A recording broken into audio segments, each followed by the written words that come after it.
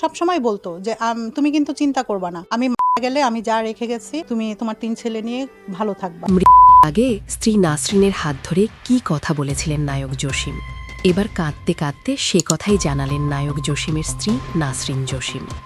Viewers, পুরো ভিডিওটি দেখে আপনার মূল্যবান মন্তব্য জানাতে ভুলবেন না।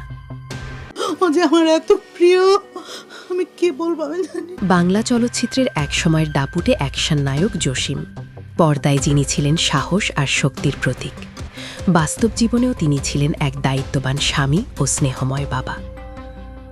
আগ মুহূর্ত পর্যন্ত স্ত্রী নাসরিন জসিমকে তিনি একটি কথায় বারবার বলতেন, আমি মরে গেলে তুমি কিন্তু চিন্তা করবে না, আমি যা রেখে গিয়েছি তাতে তোমার কোনো কষ্ট হবে না, আমার সন্তানদেরও কোনো কষ্ট হবে না।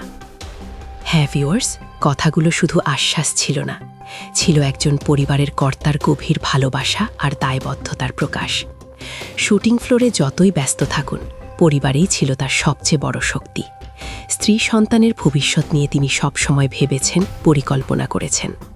কিন্তু ভাগ্যের নির্মম পরিহাস, স্বামীর শোক কাটিয়ে উঠতে না উঠতেই নাসরিন জসিমকে সইতে হয়েছে আরও বড় তাদের সন্তান রাতুলকেও হারিয়েছেন তিনি। এক মায়ের জীবনে এর চেয়ে বড় বেদনা আর কি বা হতে পারে। একদিকে স্বামীর স্মৃতি, অন্যদিকে সন্তানের শূন্যতা, সব মিলিয়ে নীরব এক সংগ্রামের নাম নাসরিন জসিম। তবুও তিনি ভেঙে পড়েননি। স্বামীর রেখে যাওয়া সাহস আর বিশ্বাসকে শক্তি করে আজও দাঁড়িয়ে আছেন দৃঢ়ভাবে। পর্দার নায়ক জসিম হয়তো নেই, কিন্তু তার দায়িত্ববোধ আর পরিবারের প্রতি অঙ্গীকার আজও মানুষের হৃদয়ে অমলিন। ভিউয়ার্স, এই বিষয়টি নিয়ে আপনাদের কি মতামত জানিয়ে অবশ্যই কমেন্টস করে দিন, আর ভিডিওটি শেয়ার করার অনুরোধ রইল। ভিডিওটি দেখার জন্য অসংখ্য ধন্যবাদ।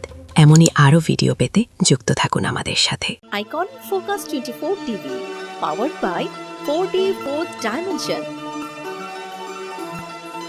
আমাদের চ্যানেলটি সাবস্ক্রাইব করে আমাদের সাথে থাকুন।